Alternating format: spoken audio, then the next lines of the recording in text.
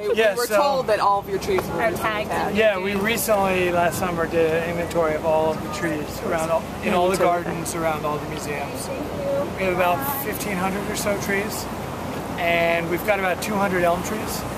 And that's the main thing I'm looking at. Every 2 weeks I look at the elm trees to look for Dutch elm disease, which is the #1 cause of death in elm trees in DC. So really there isn't a whole lot you can do chemically to control it. There is an injection, but with this many trees it's just too expensive to do them all. So the main thing you can do is when you see the flagging, basically Dutch elm disease is it's a fungus that's transmitted by a beetle.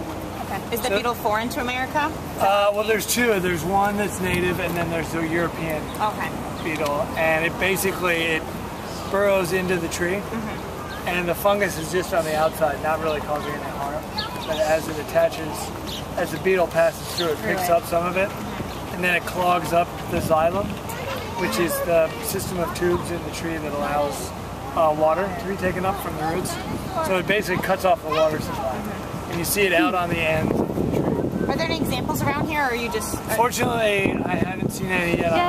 Yes. There may be some, but what it starts out the as... foliage would start dying. It starts out as bright yellow, wilted foliage, and then it turns brown. So what you try and do is you try and cut it back about 8 to 10 feet below where you see the flagging. Because presumably the fungus is somewhere down. So you want to cut it below, so you try and take out the fungus. Is the injection preventative, or can you attack it when you realize? It is primarily preventative. The tree can only have like 5 to 10% flagging or infection for the fungicide. So, Graham, how old is this tree? That's a good question. It's hard to say. I would say I'm not very good at estimating. I know we do have one down in the corner of 9th and Constitution. It's our biggest tree. It's definitely worth looking at. It predates the museum. The museum has had it 100. Wow. So it's definitely our biggest tree. And we tagged it as tree #1. Oh, neat. So it could be our first.